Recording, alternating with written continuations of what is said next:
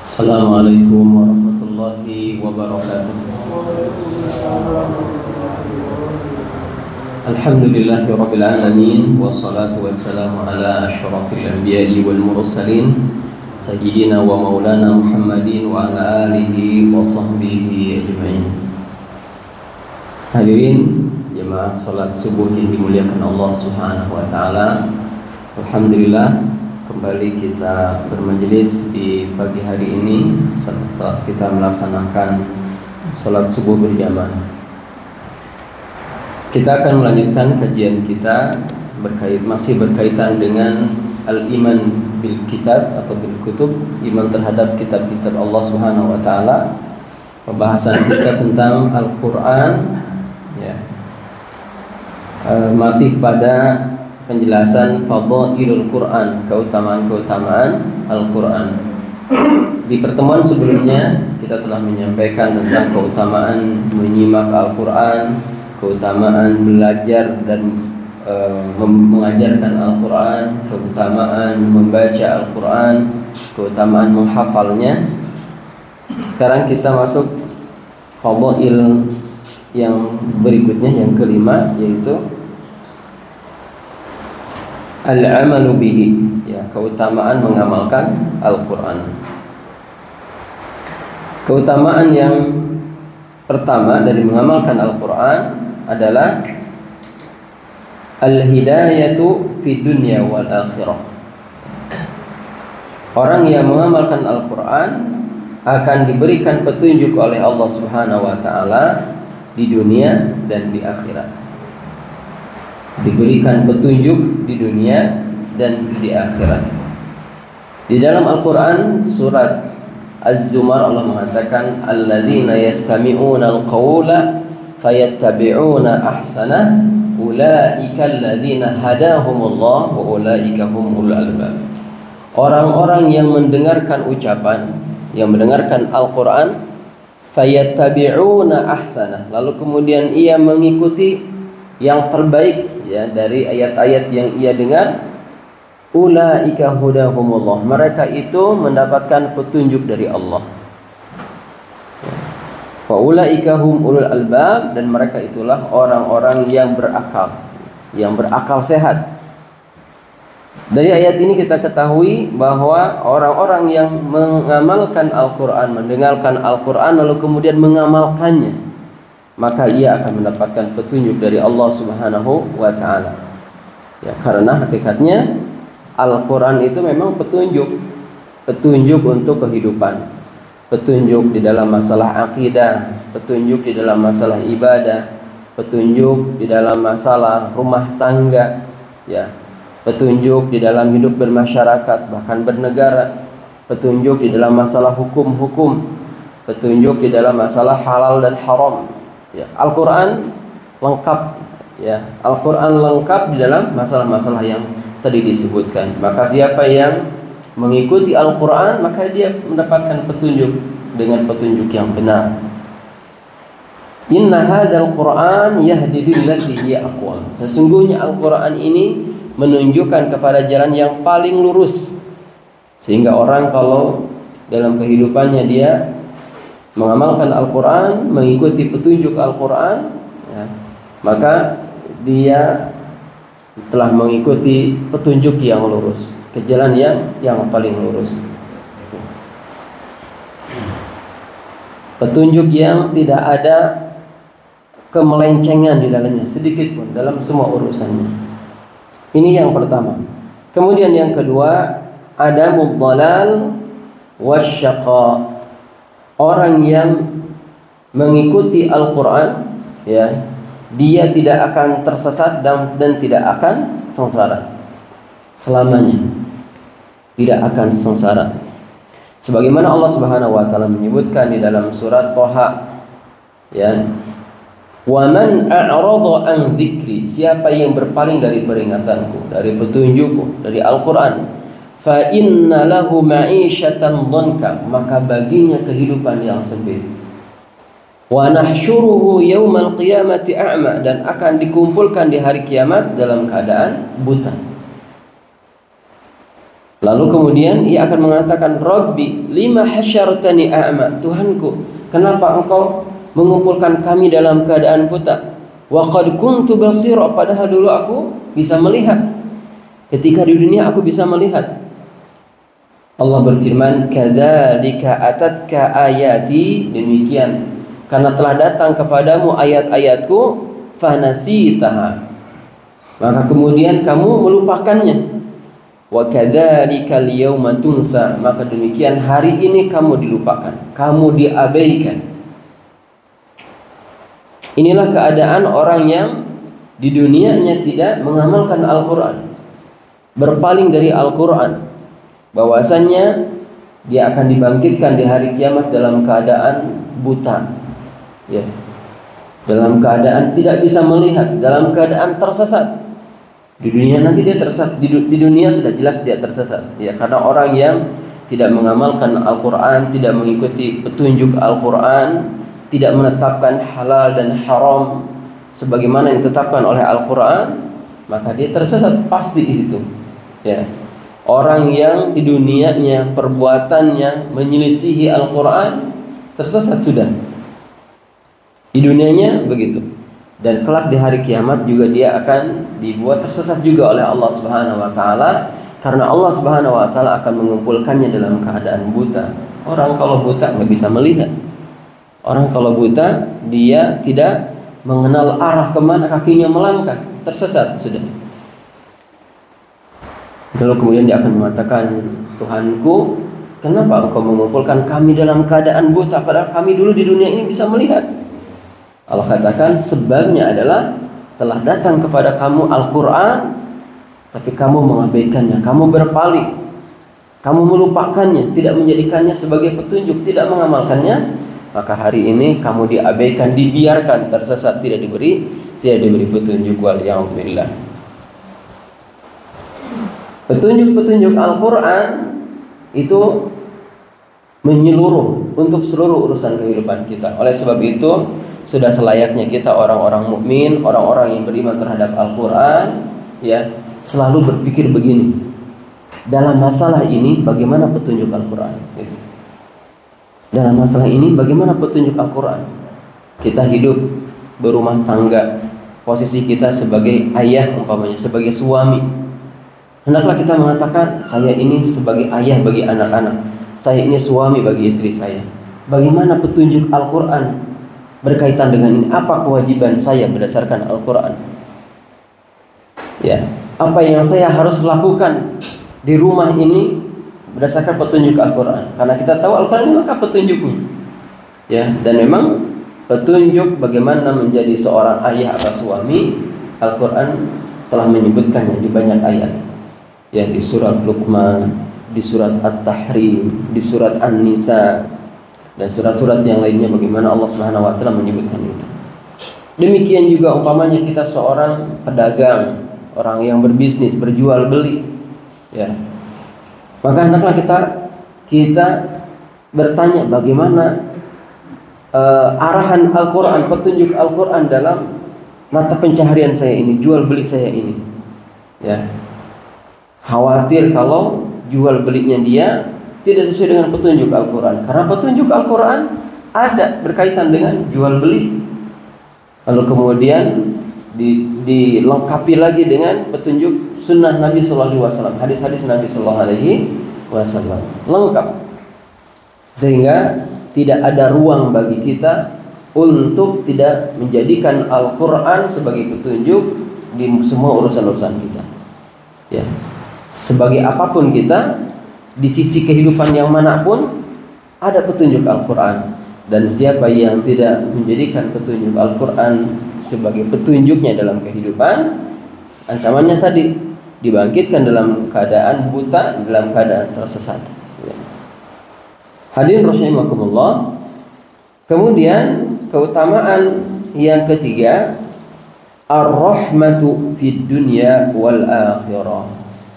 Dia mendapatkan rahmat, keberuntungan di dunia dan di akhirat, sebagaimana Allah Subhanahu wa taala menyebutkan di dalam surat Al-A'raf ayat 157. Di dalam surat Al-A'raf ayat 157 Allah Subhanahu wa taala berfirman, ini ayatnya panjang, alladzina yattabi'una ar-rasulan nabiyyal ummiyal ladzi yajidunahu maktuban 'indahum fit tawrati wal injil ya'muruhum bil ma'ruf wa yanhauna 'anil munkar wa yuhillu lahumut thayyibat wa yuharrimu 'alaihimul khaba'ith wa yadh'u 'anhum israhum wal aghlal allati kanat 'alaihim falladzina amanu bihi wa 'azzaru bihi wa nasaruhu wattaba'un nura alladzi unzila ma'ahu ulaika humul muflihun. Ya, orang-orang yang mengikuti Rasul Nabi yang ummi, Nabi Muhammad sallallahu alaihi wasallam, yang namanya tercantum di dalam Taurat, di dalam Injil, yang ada pada mereka, yang ada pada ahlul kitab, yang menyuruh kepada yang ma'ruf dan mencegah dari yang munkar, yang menghalalkan segala yang baik dan yang menghalalkan segala yang baik bagi mereka dan mengharamkan segala yang buruk bagi mereka, dan membebaskan beban-beban dan belenggu-belenggu yang ada pada mereka. Adapun orang yang beriman kepadanya, beriman kepada Nabi, kepada apa yang Allah turunkan kepadanya, lalu kemudian memuliakannya, menolongnya, dan mengikuti cahaya petunjuk yang terang yang diturunkan kepadanya, Al-Quran, faulaika atau ulaika humul muflihun, mereka itulah orang-orang yang beruntung. Ya. Mereka orang-orang yang beruntung, dia mendapatkan rahmat di dunia dan di akhirat. Beruntung orang yang beriman kepada Nabi sallallahu alaihi wasallam, beriman kepada apa yang diturunkan kepada Nabi sallallahu alaihi wasallam, Al-Qur'an, dan beriman terhadap petunjuk-petunjuknya dan mengikutinya. Kemudian ini yang ketiga, al-falahu fid dunya wal akhirah, kemenangan di dunia akhirat. Ar-rahmatu fid dunya wal akhirah, dia mendapatkan rahmat di dunia dan di akhirat. Kemudian takfirus sayyiati wa islahul albal, orang yang mengamalkan Al-Quran diampuni, dimaafkan kesalahan-kesalahannya, dan diperbaiki keadaan hidupnya oleh Allah Subhanahu wa taala. Sebagaimana disebutkan dalam surat Muhammad, ya.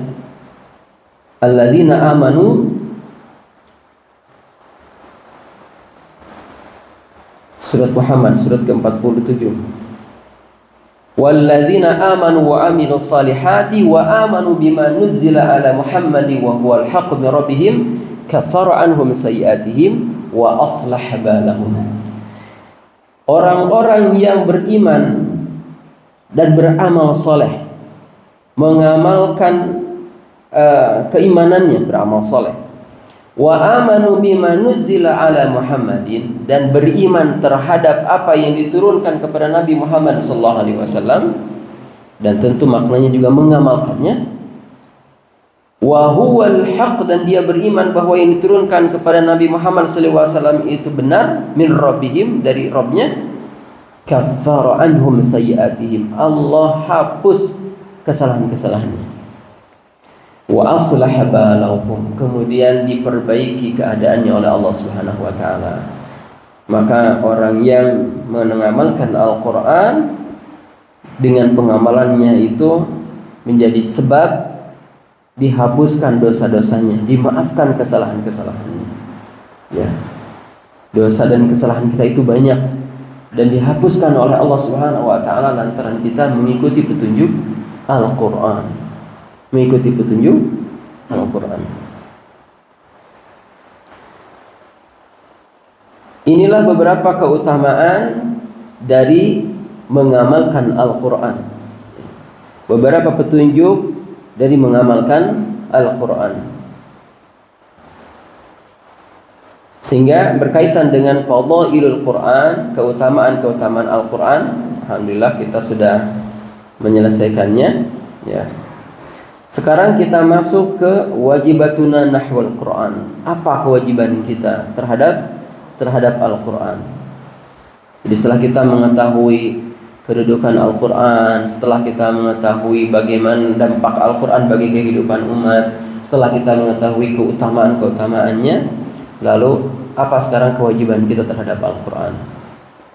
Kewajiban Al-Quran kita yang pertama, atau kewajiban kita kepada Al-Quran yang pertama adalah al-imanu bihi, mengimaninya, mengimani Al-Quran. Mengimani apa? Yang pertama, mengimani annahu kalamullah, mengimani bahwasannya dia adalah ucapan Allah Subhanahu wa taala, firman Allah. Mengimani bahwasanya dia adalah firman Allah, dari Allah. Bukan ucapan malaikat Jibril, bukan. Bukan ucapan Nabi Muhammad SAW, bukan. Tapi dia adalah firman Allah, dari Allah Subhanahu wa taala. Ya. Allah Subhanahu wa taala menantang orang-orang yang meragukan Al-Qur'an bahwa dia benar dari Allah Subhanahu wa taala. Wa in kuntum fi raibi mimma nazzalna ala abdina, kalau kalian ragu ya terhadap apa yang kami turunkan kepada hamba kami Muhammad, fa'tu bi suratin mislih, ayo silakan datangkan kepadaku satu surat yang semisal. Silakan buat satu surat yang semisal saja. Kalau kamu ragu bahwa dia dari Allah Subhanahu wa taala. Wad'u syuhada'akum min dunillah. Kemudian silahkan cari penolong selain Allah Subhanahu wa taala. Silahkan cari pihak mana saja yang bisa menolong kalian untuk membuat satu surat yang semisal dengan Al-Qur'an itu. Silahkan kumpulkan jin itu, kumpulkan manusia bersatu padu untuk membuat satu surat yang semisal dengan Al-Qur'an. Wad'u syuhada'akum min dunillahi in kuntum shadiqin. Kalau kamu benar dan ragu terhadap Al-Quran, sok silahkan buat yang semisal dengan Al-Quran. Nggak usah banyak, ya, nggak usah satu juz, satu surat saja. Satu surat itu kan, kalau kita lihat surat itu ada yang panjang, ada yang pendek. Nggak usah yang panjang-panjang, yang pendek aja, gitu kan? Silahkan buat yang semisal dengan itu. Lalu Allah katakan, fa illam taf'alu walan taf'al, kamu ini nggak akan bisa selama-lamanya.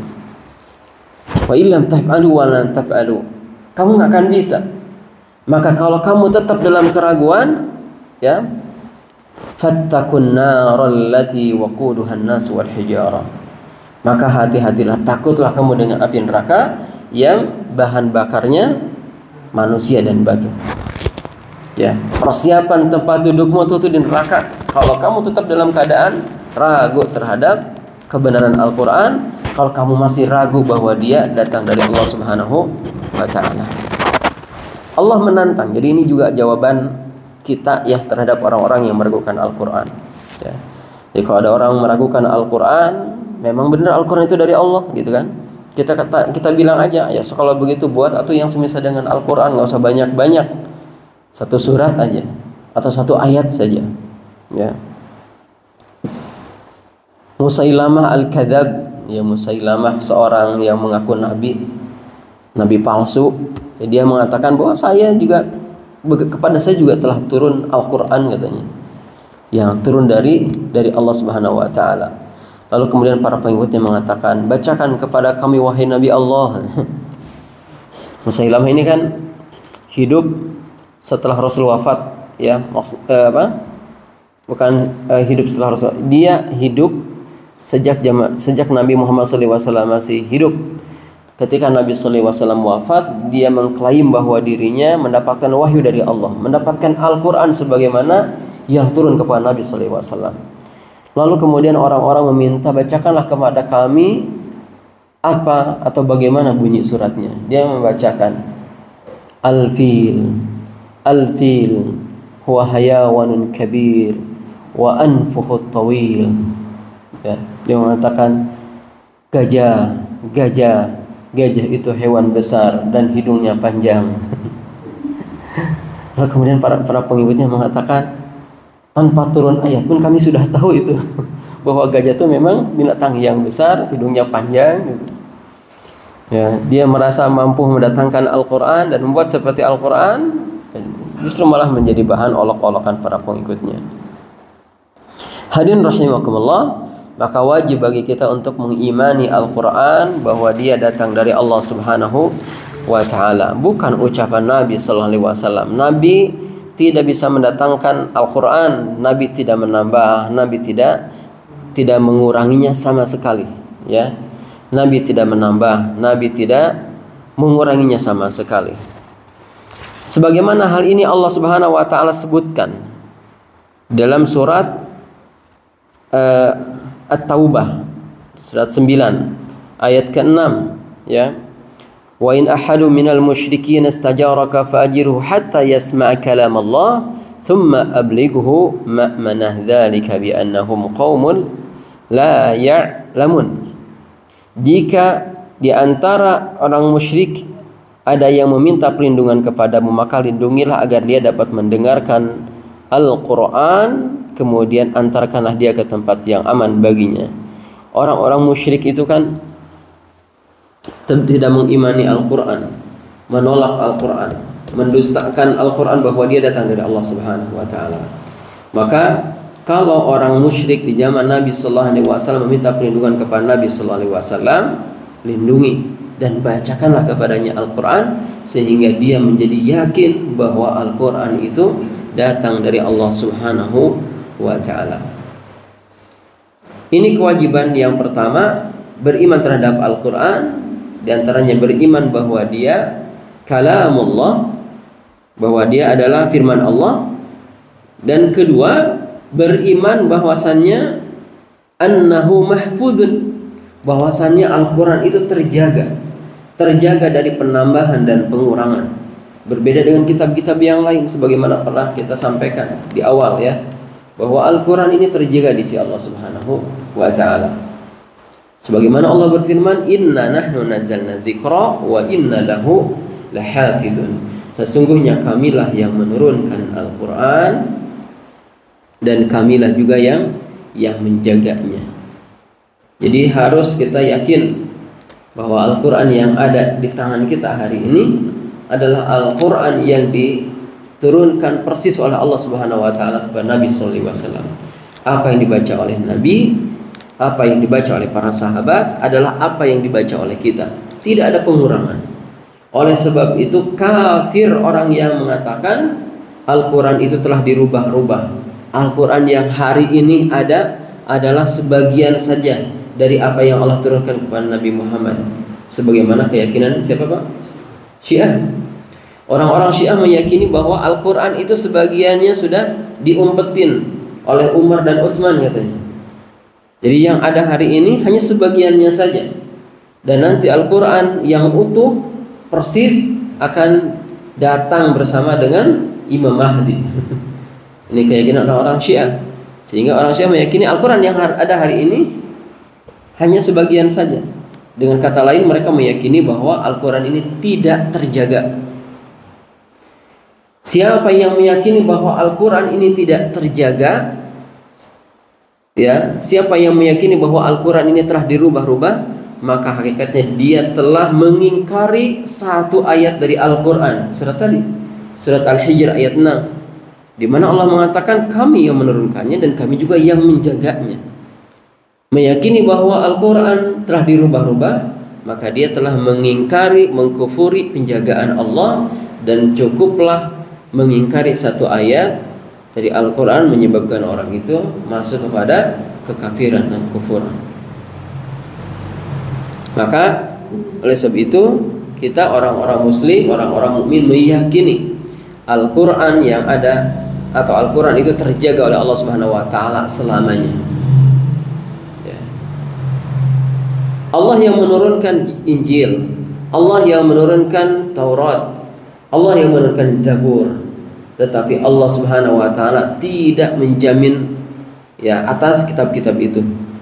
Allah tidak menyatakan bahwa dia akan menjaga Injil, Zabur dan Taurat, tetapi Allah menyatakan akan menjaga Al-Quran, sehingga kemudian Taurat, Zabur dirubah, ya, oleh para pendeta, oleh para rahib mereka. Dan disebutkan di banyak ayat bahwa mereka telah merubah, ya, mereka telah merubah-rubah apa yang Allah turunkan kepada mereka dari Taurat, Zabur dan Injil. Taurat dan Injil khususnya, lalu kemudian mereka mengatakan ini dari sisi Allah, ya. Fawailul lil ladzina yaktubuna al-kitaba bi aydihim thumma yaquluna hadza min indillah liyashtaru bihi thamanan qalila. Celaka, ya. Fawailun, celaka. Neraka wail bagi orang-orang yang menulis kitab dengan tangan mereka lalu kemudian mereka mengatakan ini dari Allah. Karena mereka yang menulisnya. Ya. Mereka melakukan itu karena menginginkan sesuatu dari dunia, ya. Mereka disebutkan dalam ayat liyashtaru bihi thamanan qalila. Dengan itu mereka hendak membeli dunia yang secuil. Maka celakalah atas apa yang telah mereka kerjakan dengan tangan-tangan mereka. Hadirin rahimakumullah. Jadi keyakinan kita terhadap Al-Quran meyakini satu, bahwa dia adalah kalamullah, firman Allah. Yang kemudian yang kedua, meyakini bahwa Al-Quran ini terjaga. Satu lagi, meyakini kewajiban kepada Al-Quran berikutnya adalah saunuhu wal inayatu bihi, menjaga dan memperhatikannya. Menjaga dan memperhatikan Al-Quran. Bagaimana caranya? Pertama, menjaganya fi sudur, di dalam dada. Bagaimana cara menjaganya di dalam dada? Dengan menghafalnya. Ya, dengan menghafalnya. Keutamaan menghafal Al-Quran sudah kita sampaikan di minggu kemarin. Dan menjadi kewajiban kita untuk menjaga Al-Quran dengan menghafalkannya. Al-Quran ini menjadi kitab yang terjaga, salah satunya dengan banyaknya para penghafal Al-Quran. Ya, jangan jadikan dada kita seperti rumah yang mau roboh disebabkan tidak adanya hafalan Al-Quran. Maka menghafallah Al-Quran, ya, sekemampuan kita. Kalau kita tidak mampu menghafalkan keseluruhan Al-Quran, ya setengahnya. Kalau setengahnya nggak mampu, seperempatnya. Seperempatnya nggak mampu, ya kurang dari itu. Kemudian menjaganya fi sutur, dalam tulisan. Ya, alhamdulillah sekarang banyak percetakan yang mencetak Al-Quran sehingga Al-Quran tidak kurang. Alhamdulillah. Tinggal kita menjaganya, bagaimana kita beradab terhadap Al-Quran. Ini termasuk kewajiban kita terhadap Al-Quran, ya. Bagaimana adab membawa, adab menyimpan, meletakkan Al-Quran. Jadi antaranya contoh, kita punya beberapa buku, ya, ada buku agama, buku masalah-masalah umum gitu di rumah, termasuk Al-Quran. Kita sering dapati orang menumpuk Al-Quran bebas gitu. Kadang Al-Quran paling bawah, di atasnya buku ekonomi, di atasnya buku apalah gitu. Nah, ini menunjukkan tidak adanya adab terhadap Al-Quran. Makanya kalau kita mau mengurut, ya, kalau kebutuhan di rumah kita ada buku-buku umum, ya, tentang bisnis, tentang ekonomi umpamanya. Lalu kemudian ada buku-buku agama, lalu ada hadis, lalu ada Al-Quran, maka urutannya begitu. Buku-buku umum dulu di bawah, lalu buku agama di atasnya, lalu kemudian buku hadis di atasnya lagi, lalu Al-Quran paling atas disimpannya. Jangan Al-Quran disimpan paling bawah atau di tengah kejepit gitu, ya. Jadi di buku manapun, ketika kita menyusun Al-Quran, simpan dia di paling atas gitu, ya. Simpan di paling atas. Jangan di Al-Quran kita nyimpan HP, di atas Al-Quran kita nyimpan barang, nyimpan apa, nyimpan kunci gitu. Ya, ini menunjukkan tidak adanya penghormatan terhadap Al-Quran, ya, terhadap Al-Quran. Muliakan Al-Quran, perhatikan Al-Quran, bahkan pada nyimpennya sekalipun. Atau membawa Al-Quran, jangan Al-Quran dibawa di saku celana misalnya. Nyimpan Al-Quran apalagi di saku paling belakang, karena Al-Qurannya kecil, bisa dimasukkan ke saku belakang, simpan di belakang. Duduk, ini Al-Quran, subhanallah, ya. Emang ada yang begitu? Ada. ada yang begitu. Menunjukkan tidak adanya adab terhadap Al-Quran. Jadi al-inayatu bihi, memperhatikannya, ya, memperhatikan adab kepadanya. Sebelum membaca, isti'adzah dulu, a'udzubillahi minasyaitonirrajim, ya, tunjukkan kemampuan terhadap Al-Quran. Ini bagian dari kewajiban. Adamul ifrat wat tafrid. Tidak berlebih-lebihan tetapi juga tidak menganggap sepele.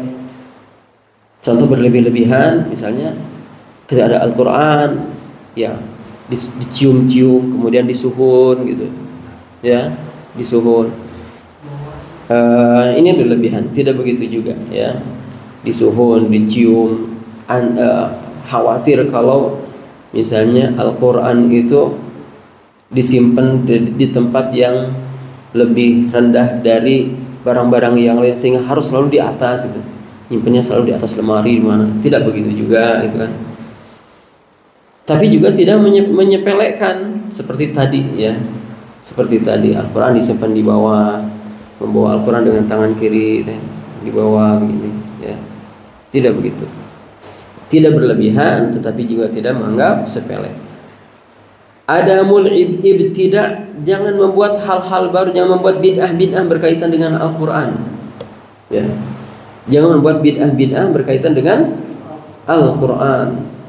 Apa misalnya? Misalnya dalam bacaan ya.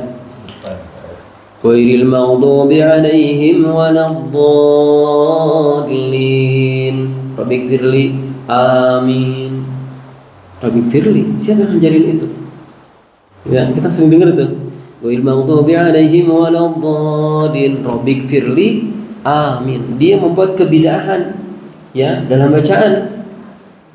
Tidak ada dalil yang menunjukkan itu. Nabi sallallahu alaihi wasallam tidak pernah mencontohkan seperti itu dan tidak ada juga petunjuk Nabi, ucapan Nabi berkaitan dengan itu. Para sahabat juga tidak mengamalkannya. Lalu dari mana ini tiba-tiba muncul? Dan kalau kita lihat maknanya nggak ada kaitannya. Rabbighfirli, Tuhanku ampunkan aku. Amin. Ya, padahal ayat ini berbicara tentang Yahudi dan Nasrani. Ya. Ihdinas siratal mustaqim, tunjukkanlah kami ke jalan yang lurus, yaitu jalan orang-orang yang telah Engkau berikan nikmat, bukan jalan mereka yang Engkau murkai, dan juga bukan pula jalan orang-orang sesat. Ya. Bukan jalan hidup orang Yahudi dan Nasrani. Lalu kemudian kita bilang, ya Tuhanku ampunkan aku, amin. Kan nggak nyambung itu. Dari sisi makna.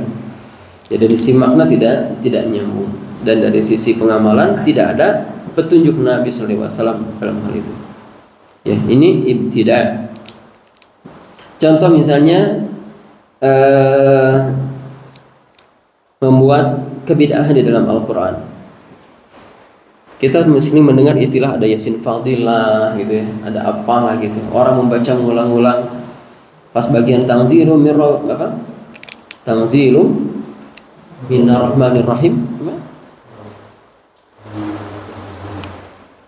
Ada bagian itu diulang-ulang 7 kali katanya. Diulang atau Yasinnya sendiri diulang. Yasin Yasin Yasin Yasin Yasin Yasin wal Qur'anil Hakim innaka laminal mursalin. Kemudian di bagian tengahnya saya lupa ayat mana itu diulang-ulang ya. Diulang. Salamun qaulan mir rabbir rahim, salamun qaulan mir rabbir rahim, salamun, diulang-ulang. Mana petunjuk berkaitan dengan hal ini? Enggak ada. Tidak boleh membuat kebid'ahan berkaitan dengan Al-Qur'an ya. Baca surat Yusuf kalau anaknya mau ganteng. Baca surat Maryam kalau anaknya mau cantik, misalnya kalau anaknya perempuan. Didiagnosa oleh dokter, oh anak ibu laki-laki, oh anak laki-laki. Berarti saya harus baca surat Yusuf setiap mau tidur. Ya. Tidak begitu. Al-Qur'an diturunkan Allah Subhanahu wa taala bukan untuk itu. Allah Subhanahu wa taala menyebutkan Al-Qur'an itu huda, petunjuk ya, petunjuk bagi kehidupan kita ya, bukan begitu. Kalaupun mau ya dijadikan sebagai sarana berobat boleh, karena dia adalah asy-syifa sebagaimana Allah katakan ya, qad ja'atkum mau'izatun min rabbikum wa syifaa'un lima fis sudur. Syifa' lima fis sudur, obat bagi penyakit yang ada dalam hati. Berobat dengan Al-Qur'an benar ya, tetapi membuat kebidahan seperti itu dilarang ya. Apalagi misalnya Pak berkaitan dengan Al-Qur'an yang baru-baru ayat kalau pakai isi udah jelas itu ya. Tidak boleh ya mencantumkan ayat-ayat tertentu dipotong-potong lalu kemudian meyakini bahwa hal itu bisa menolak bala, meyakini bahwa hal itu bisa mendatangkan kemanfaatan, bisa melancarkan urusan-urusannya, udah jelas itu lebih terlarang lagi, itu syirik ya. Itu syirik. Bahkan sebagian dukun, karena sekarang lahan mereka terganggu oleh para peruqyah, mereka menyembunyikan kedukunannya dengan ayat-ayat Al-Quran ya. Di awal pengobatan bacakan ayat Al-Quran, lalu berikutnya jampe-jampe yang jawakan ya, sehingga orang yang berbuat mengatakan yang dibacakan Al-Quran kok gitu ya. Jangan tertipu. Jadi kalau kita diruqyah oleh orang atau orang meruqyah, lalu kemudian ketika sedang meruqyah membacakan ayat-ayat Al-Quran, karena kan ruqyah dengan Al-Quran itu harus dibaca jelas ya, nggak boleh yang disembunyikan dari kata-katanya. Ketika sedang membacakan Al-Quran, lalu kemudian ia menyembunyikan sebagian ucapannya, tidak diperdengarkan, bahasa Sundanya ngagerjem ya, ngagerjem, maka hati-hati itu ya, karena Al-Quran itu ibarat pisau, dia bisa juga digunakan untuk hal-hal buruk. Bahkan banyak orang yang menjadikan ayat Al-Quran sebagai sarana untuk membuka sihir, untuk melakukan sihir dengan ayat Al-Quran. Dan Al-Quran yang digunakan untuk keburukan lebih setan sukai gitu, daripada orang melakukan keburukan umpamanya sihir dengan jampe-jampe. Dan bisa gitu ya, bisa. Jadi berkaitan dengan poin ini, menjaga dan perhatikan Al-Quran, di antara bentuk penjagaannya adalah tidak melakukan kebidahan. Terakhir, adamul istihza wa sukhriyah. Ya, tidak boleh merendahkan ya Al-Quran, mempermainkan, mengolok-olok Al-Quran. Tidak boleh merendahkan Al-Quran, mempermainkan Al-Quran, mengolok-olok Al-Quran. Siapa yang mengolok-olok Al-Quran, maka dia telah kafir. Sebagaimana Allah Subhanahu wa taala berfirman, "Abillahi wa ayatihi wa rusulihi kuntum tastahzi'un la ta'tadiru qad kafartum ba'da imanikum." Apakah terhadap Allah, terhadap ayat-ayatnya, terhadap rasulnya kamu mengolok-olok, mempermainkan? La ta'tadiru, enggak boleh, enggak usah kamu minta maaf setelah ini, karena kamu telah kafir setelah beriman. Ini kan berkaitan dengan seorang ya dari kalangan orang-orang munafik berbicara tentang Nabi Sallallahu Alaihi Wasallam dengan mengatakan bahwa Nabi itu seorang yang penakut, yang banyak makan gitu ya. Lalu kemudian ucapannya ini disampaikan kepada Nabi Sallallahu Alaihi Wasallam, lalu kemudian turunlah ayat ini. Lalu orang yang bersangkutan merasa takut, khawatir, lalu datang kepada Nabi Sallallahu Alaihi Wasallam dan minta maaf. Saya ini cuma main-main saja. Turunlah ayat, terhadap Allah, terhadap ayatnya, terhadap nabinya kamu main-main. Jangan minta maaf karena kamu telah kafir setelah sebelumnya beriman. Inilah dua kewajiban yang saya sebutkan di kesempatan pagi ini, Bapak Ibu sekalian. Semoga Allah Subhanahu wa taala memberikan taufik kepada kita semua untuk mengimani Al-Qur'an dengan keyakinan yang kuat, untuk menjaga dan memperhatikan Al-Qur'an. Demikian kita cukupkan. Subhanakallahumma wa bihamdika asyhadu an la ilaha illa anta astaghfiruka wa atubu ilaik. Wa sallallahu ala Muhammadin wa ala alihi wa sahbihi wa sallam. Walhamdulillahi rabbil alamin. Assalamualaikum warahmatullahi wabarakatuh. Waalaikumsalam.